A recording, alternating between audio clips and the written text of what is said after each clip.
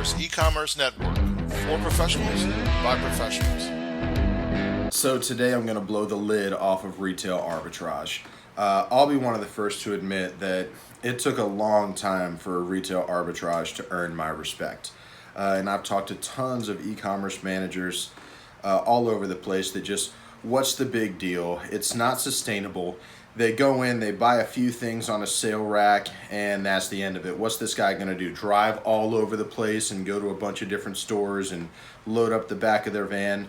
Well, yes, for the record. But retail arbitrage has actually become a very sophisticated and a very real threat to brands. And I'm actually going to walk through why. So for one, there's a lot of different commercial software programs, but there's one called Scoutify that's really awesome. So you can just be walking around a grocery store doing your normal shopping, okay, eggs, cheese, whatever, chocolate, ice cream, whatever you want to get, and you notice things on sale. Well, you pull out your phone, you scan the barcode on it, and it automatically tells you, it'll pull up the ASIN, and it'll show you what your profit margin would be based on that price that you're looking at right there. From the store, you can effectively load these things straight into Amazon, put them in a box, drop them off, ship them there, have Amazon fulfill it for you.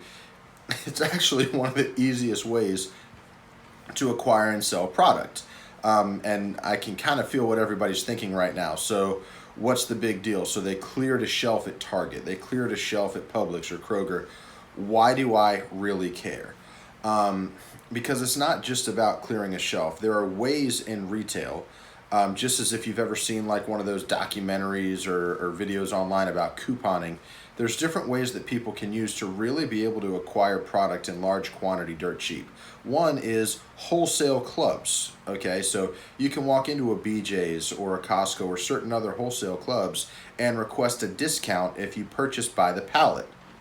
Oh, wow. So people are actually purchasing by pallets now, and now they have a sustainable source, which, BJ's or Costco or whatever, they can order as many pallets of this stuff as they want to have in, especially if you're specifically requesting it. By the way, a lot of grocery stores all over the place can do the same thing for you too, and managers have the ability to cut discounts on pricing. So all of a sudden now, straight through retail stores, people are able to acquire bulk discounts and effectively wholesale pricing on retail products without having any connection direct to your supply chain. Here's another thing, and this was like a cool thing to me. Rain checks. I've got some rain checks right here. Whoops, one of them dropped. And these rain checks are awesome because this one right here does not expire. I've got several buy one, get one frees, 2 for $5, 2 for $5, for products that typically sell for $6, $7, those types of things. So I'm getting these things at a 30 to 40% margin, okay, on these rain checks. And these are from Sprouts, and I'm just using this one store as an example. They don't expire, and there's no quantity on these. So I can walk in and get as many as are on that shelf, ask the manager to make a special order for me, and when I'm checking out with them, here's my rain checks. By the way, I can ask every cashier in the store for a rain check. I can walk into every store within 15 minutes range for a rain check. And now I've got enough. Oh, by the way, look at the dates on these. 9/3/19, 11/13/19, 12/15/19. You can actually still hold on to these after time. They don't expire. There's no quantity limits or anything else. And that's not the only store that does these things. I'm just simply proving a point that there's actually sophisticated ways that someone walking through a store can use their phone, figure out and do excellent demographics on what that product will sell for, be able to acquire that product and reacquire that product over time at a wholesale or better margin from the retail stores, therefore making retail arbitrage a significant threat. Furthermore, what can you actually do about it as a brand directly? You can't report it as counterfeit because these guys have actual receipts where they've bought it from your retail stores that you've distributed it to. So there's really nothing that can be done from that position.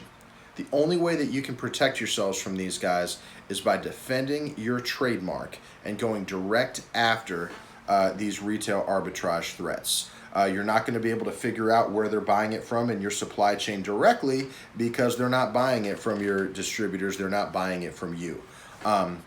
So it's going to require some investigation, identifying who the actual owner of that seller account is, which is not like that's some big corporation somewhere, and then being able to double down and put a bullseye on the target of that person doing that retail arbitrage and making a significant profit. So is retail arbitrage a real threat? I actually think so, and I don't see it going anywhere anytime soon, especially because the demand and the price competition set forth from Amazon and other online marketplaces has forced actual retail brick and mortar stores to be extremely competitive on price, enabling this type of thing to take place and continue moving forward.